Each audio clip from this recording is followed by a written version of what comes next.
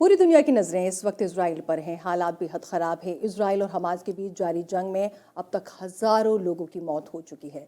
Israel एक बार फिर से बैटलफील्ड बन चुका है। हमास के अटैक के बाद इजराइल ने भी मुंह तोड़ जवाब दिया है। इजराइल ने इसे वॉर डिक्लेयर कर गाजा पर काउंटर अटैक करना शुरू कर दिया है। अब तक इस कॉन्फ्लिक्ट में करीब 1000 से ज़्यादा लोगों की जान जा चुकी है।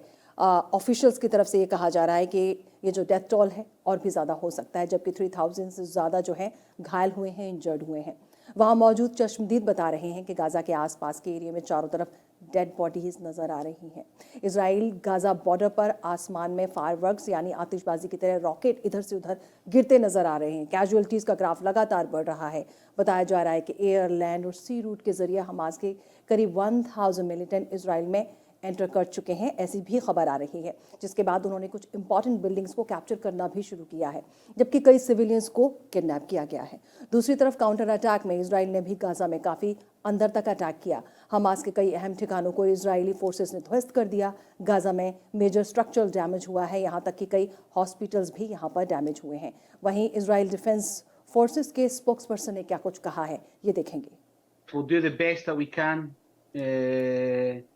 to minimize collateral damage. We're going to evict and do things to try and move people. But again, we are very focused, right? Let's remember that we are now, when they came in and they were throwing grenades on our ambulances, there was no knock on the roof.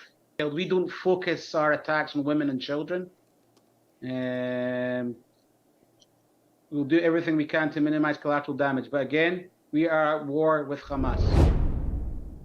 और वहीं Israel Hamas war का impact airline services पर भी देखने को मिल रहा है। Israel इस वक्त मिलिटेंट्स से जंग लड़ रहा है। इजरायली शहर मिलिटेंट्स के निशाने पर है।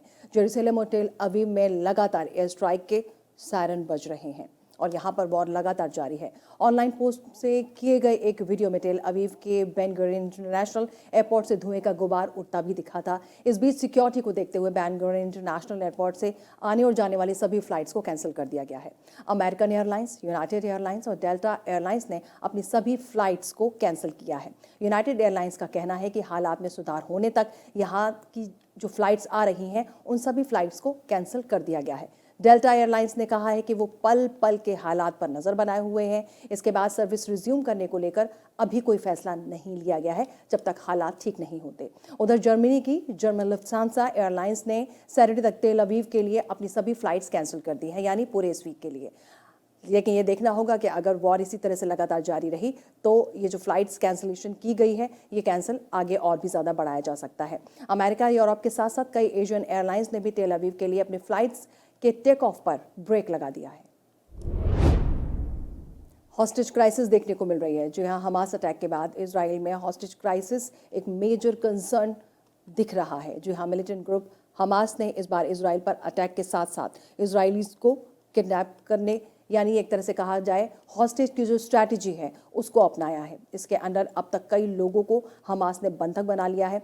ये तस्वीरें आपको विचलित कर सकती हैं, लेकिन ये तस्वीरें आप तक पहुंचाना बेहद ज़रूरी है कि किस तरीके के वहाँ पर हालात हैं। कई लोगों को बंधक बनाया है। इसमें इजरायली लोग तो हैं ही, कुछ अदर नेशनैलिटी के लोग भी शामिल हैं। जो दूसरे सिटीजन जो लोग हैं वो भी इसमें नागरिक शामिल हैं। इस बीच US secretary of state Antony Blinken का स्टेटमेंट भी सामने आया है, जिसमें एंटनी ब्लिंकन ने कहा है कि वो उन रिपोर्ट्स को वेरीफाई कर रहे हैं जिसमें ये बताया गया है कि कुछ अमेरिकन को भी हमास ने किडनैप कर लिया है। हालांकि हॉस्टेज क्राइसिस पर अब तक इजराइल की ओर से कोई ऑफिशियल फिगर नहीं आए हैं कि कितने लोगों को किडनैप किया गया है, हॉस्टेज क्राइसिस में कितने लोग हैं जो जिन लोगों को बंधक बनाया गया है। लेकिन बताया जा रहा है कि जो लोग गायब हैं उनमें कई महिलाएं शामिल हैं, बच्चे भी शामिल हैं और ऐसे कई वीडियोस भी लगातार सामने आ रहे हैं जिसमें मिलिटेंट्स के कब्जे में इजरायलीज को दिखाया जा रहा है।